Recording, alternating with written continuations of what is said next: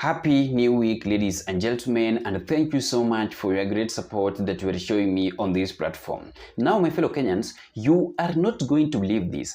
It is high time for President William Samoei Ruto to stop attending international media live interviews with other journalists outside the country of Kenya because William Samoei Ruto is totally embarrassing his leadership outside the country, number one. Number two, William Samoei Ruto is totally painting bad picture of Kenya because of this. 2 days ago, William Samoei Ruto attended a live interview with an Al Jazeera journalist where he was spotted and recorded trying to lie to Africans on how during the anti-government protests here in Kenya last year in 2024, nobody was abducted. Ati hakuna wenye walikuwa abducted surely. Kwani wale wenye walikuwa abducted walikuwa wa Uganda ama Tanzania ama Zambia ama Congo? Why are you lying, Mr. President? And this is the reason why I keep on reminding you on this platform that sometimes we need to listen carefully to what Rigathi Gachagua always tell us, because Gachagua confirmed to us few months ago that William Samoei Ruto is a pathological liar. And Ruto needs someone like him to interview him, because you won't succeed with the interview. You won't defeat William Samoei Ruto on a live interview because that gentleman is having words, lying words that will totally confuse you. I want you to watch this video so that you can understand the reason why I'm telling you that William Samoei Ruto should stop attending international media houses, because he is totally embarrassing the image of this country of Kenya, whereby we are just looking like liars. The other thing protesters talk about is what human rights groups call enforced disappearances. 2024, it's reported more than 80 people, critics of the government, disappeared. You've got them? I can tell you none of those people. I have told them. I have told people who claim that so-and-so has disappeared to step forward and tell the country who are these, when were they abducted, and many of the stories that you hear are people who when you tell them to come out, they don't. They just want to make general statements. And I'm telling you, we are coming from a dangerous background where, forget about people disappearing, where bodies were. Then secondly, Ruto was also spotted trying to lie to Al Jazeera media house that here in Kenya, he have allowed, not that here in Kenya, he have never tried to interfere with the police officers, that the police officers in the Republic of Kenya are independent. How? How can you say that Kenyan police officers are independent, yet you are the same person that is using the police officers in this country of Kenya into your own political affairs?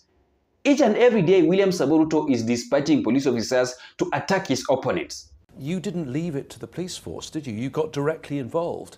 You told at one point police to shoot protesters in the legs. Surely live fire is not something that should be used in protests. Do you regret those comments? I don't regret those comments at all, because the law allows the police to use force when other people's lives are in danger. Surely there are ways of doing that without using live ammunition. That is according to you. I think the police know what they need to do. And the police, by the way, understand that it is within their purview. That is why when I came into office, I ensured that the police was independent. The police carried out their responsibilities independently. Well, you say independent, you're telling the police to shoot protesters in the legs. That sounds like you're ordering the police. No, there is nowhere in the law that allows me to order the police. Let's look slightly beyond Kenya to the region around Kenya. And perhaps the reason people are worried about the protests in Kenya is because the picture of democracy in East Africa doesn't look particularly good. We have recent elections in Tanzania, your neighbour. The president, Samia Suluhu Hassan, the winner, declared 97% support. That's like North Korea. Is there still democracy in Tanzania? It's not for me to judge Tanzania. It is. It seems a bit fishy. 97%, doesn't it? Well, in a democracy, for example, in Kenya, you can never get 96%. So it's not a democracy anymore, then? That is you saying. Every country have a way of them doing their stuff. But I think the primary thing is democracy is the best governance system. It's not tidy always. It is not always easy, because there are all manner of moving parts. But I think we must work together to ensure that we protect democracy. So look at one of your other neighbours, Uganda.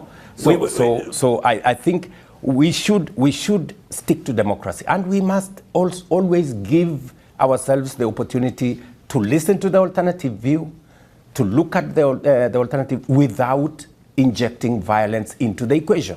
So look at one of your other neighbours, yes. Uganda. Elections coming up very soon. President Museveni has been there for nearly 4 decades, and there were real questions about whether there were free and fair elections last time. His opponent, Bobby Wine, was under effective house arrest. How worried are you about those elections and whether they're going to be free and fair? Because this affects the climate of the whole region, does it not? I attended President Museveni's swearing in last election, and I think he got 57% of the vote. He didn't get 90. So I think there is room for us to work on democracy is work in progress. And I think it spans different stages. There are countries like Kenya that are way ahead. There are others that are catching up. There are others that are still not yet started. And we see it changing everywhere.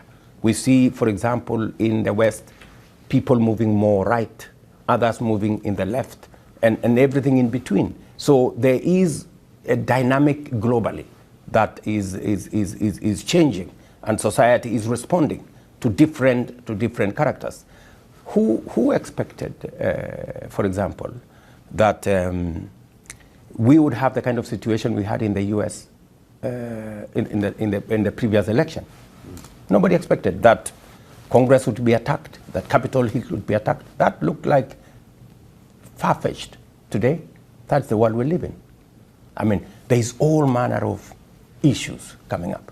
And we need to, as leaders, we need to balance, we need to look at it and see how we can I want to raise some more of those issues.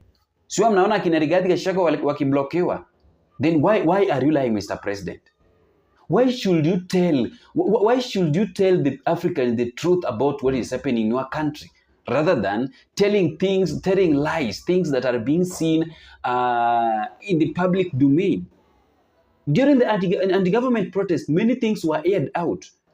Many dark secrets were aired out because cameras were all over. CCTVs were all over, a recording on how peaceful protesters were being abducted and also killed illegally just because they were trying to fight for their rights. I want you to watch these 3 clips of the video so that you can understand the reason why I'm telling you on this platform that it is high time for the president of Kenya to exit or to stop attending international media houses, because Ruto is now making the people of Kenyans to look like liars. And it is high time for William Samoei Ruto to be interviewed with someone like him. Sio mtu mwingine. Mtu mwenye anamjua ndiye anafaa interview. It is true. Because no, that journalist doesn't know who William Samoei Ruto is. Akabisa. Ajui. Ajui. If he never watched the live interview that happened last year on how William Samoei Ruto was being asked on the illegal abduction, illegal arrest, and extrajudicial killings with the journalist Linus Kaikai at State House, then he was not to interview William Samoei Ruto. You need to put William Samoei Ruto here and here. Akikupeleka huku we mrudishe tu hapa. Because how can you say that people were not abducted on your presence, yet you are the person that was giving orders? People are being abducted, and those people that were being abducted was being aired on the social media platform in Kenya, because media centers were not shut down. There are no blackouts during the anti-government protest. Even during the Sabasaba protest that happened this year in 2025, there was no blackout. So there is no way or no need of William Samoei Ruto lying to that Al Jazeera journalist on how things are moving smoothly in this country of Kenya. Then lastly, yani, William Samoei was also spotted again struggling to comment on what happened during the presidential protest in Tanzania. I wanted to watch this last video. Okay, it is true. Please, Mr. President, stop embarrassing the people of Kenyans with those international media houses, because what you are saying is not something that was being witnessed. It is true.